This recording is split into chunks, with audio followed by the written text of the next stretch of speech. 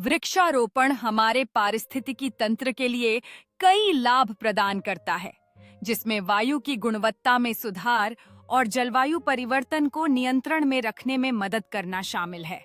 वृक्षारोपण जल चक्र को सुधारता है और मिट्टी का क्षरण रोकता है, जिससे न केवल जैव विविधता बढ़ती है, बल्कि पारिस्थितिकी संतुलन भी बनाए रखा जाता है।